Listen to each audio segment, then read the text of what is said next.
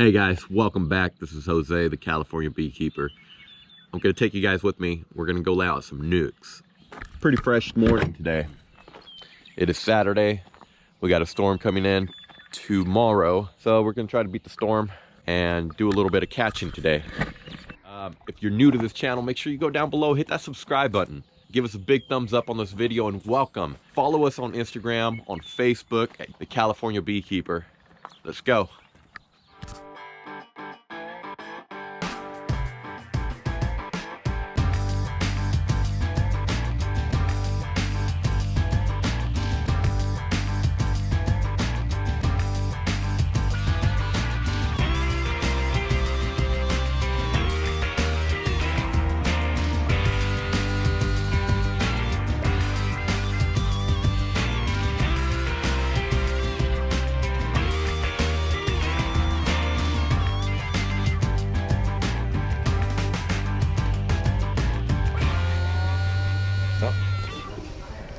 Cut.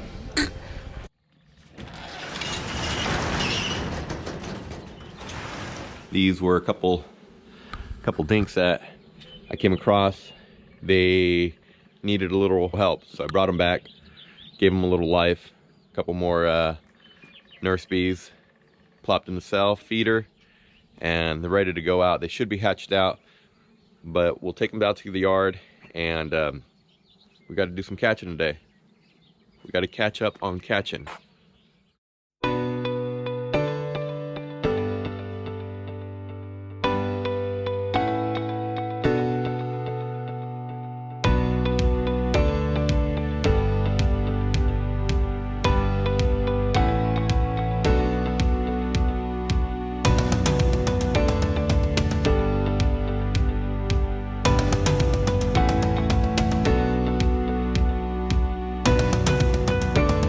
Okay, we're loaded, good to go.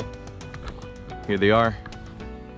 It wasn't a lot, but still got to make them up when you have the demand for queens.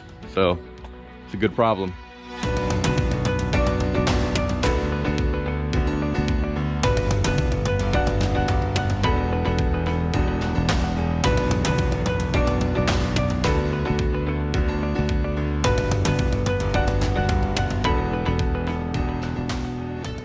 Here, these nucs, I got a little late start, so what I'm going to do is they're hatched, good to go. I'm going to lay them out, and I won't open them today. And the reason why I won't open them here in the daylight when it's a little warm is because they'll start to fly and you'll get a lot of drifting. What works for me is that I open them up in the evenings or really early in the morning when it's fresh and it's cool and there's no flight. My preferred time is in the evenings, and the reason why I say the evenings is because there's at least that airflow going. They are coming out, they're not going to fly, and it gives them all night to just get that fresh air, go out to their entrance if they need to, and by the time it is morning and it's time to fly, your drifting will be so minimal that you won't have any issues of weaker nucs and super strong nucs. So that's my tip, and it's always worked for me. But if you have something different and different method that you do your nucs or mini nucs, drop a comment down below. We'd love to hear the way you guys do it. You know, there's always room for improvement. There's always a different way. There is better ways depending on your area. As far as our area, this has been working great for us, but I will never hesitate to try something new, because if you're not learning in beekeeping, then you're doing something wrong.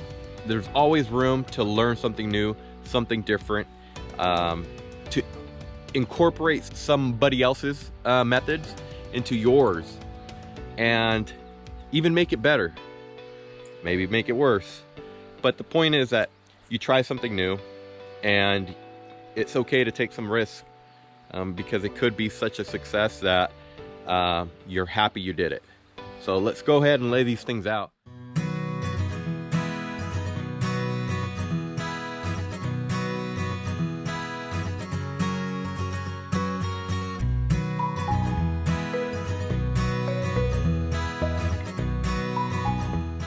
I like to switch things up.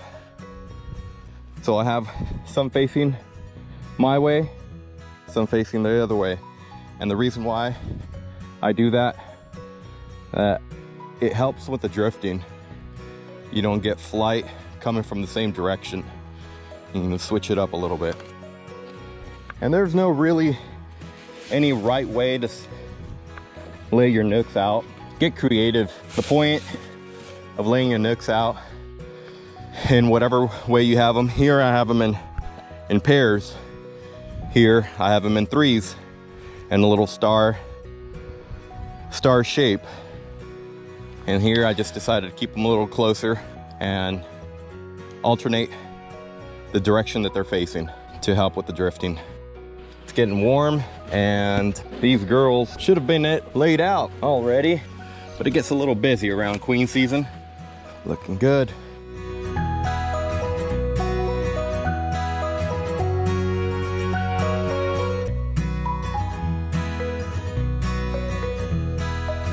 We might not look the best, some of us beekeepers, but I tell you what, we can work. We can work.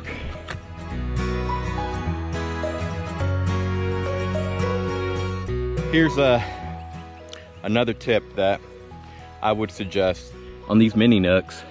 It's pretty important that you pay attention to what direction your sun is going, depending on where you're at. I make sure that either my nooks, these mini nooks in particular, are in a partially shaded area. They're not exposed to the sun and the heat all day.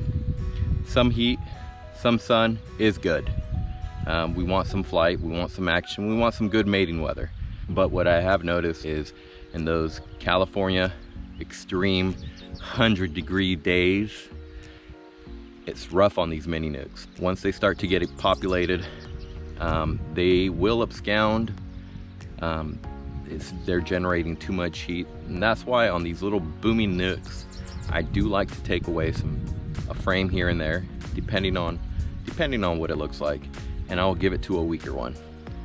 And that's me regulating the population and just having an understanding and getting familiar with these nooks is something that you can do. Get familiar with your environment and try things out. Try different things. Try under the trees. Try partial shade. Try, if you're just in a cool environment in the coast, you probably don't have this problem. But here, even in Northern California, we do get those 100+ degree summer days. And they will kick these nukes' butts. They will abscond, they overheat, and checking on them regularly is pretty important because skunks, raccoons, other little pests. I mean, luckily we haven't had any bear trouble here with these mini nukes because I don't even want to think about that. That's probably a nightmare. But these skunks are a nuisance, and I will check them because they will close those entrance doors right here. We'll just scratch them and scratch them and scratch them, stirring these little nooks up and just eating these baby bees, nurse bees, scouting bees, whatever it is.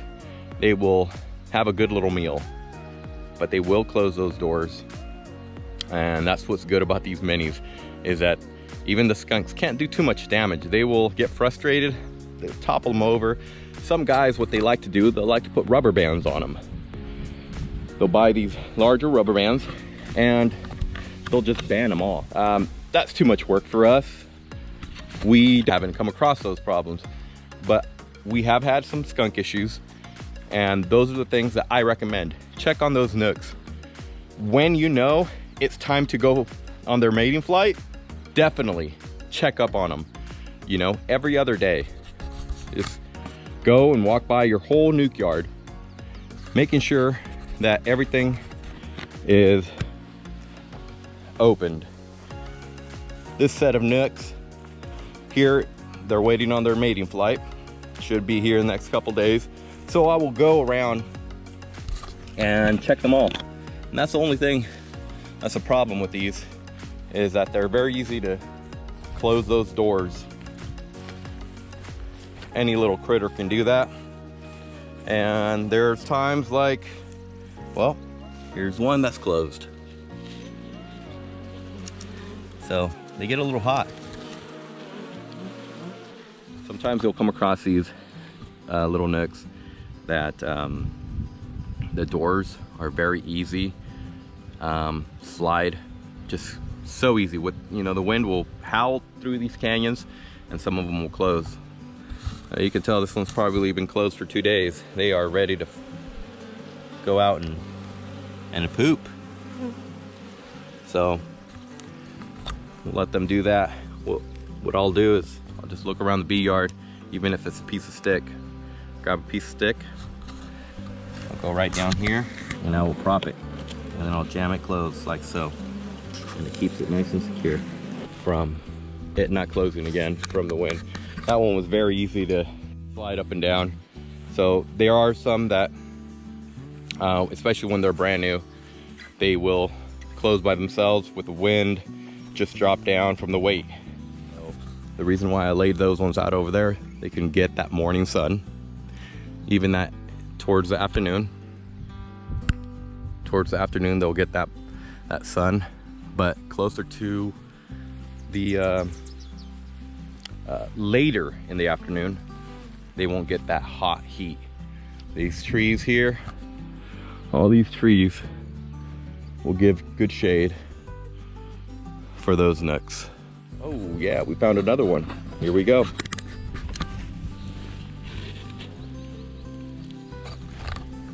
See if I can find something to prop it open.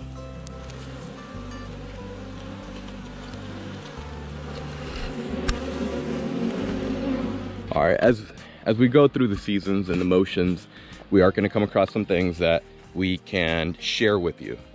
But if there's something that you know on these Nucs and you do something differently, like I said before, drop us a comment. We'd love to hear from you guys. We'd love to hear some feedback, some input.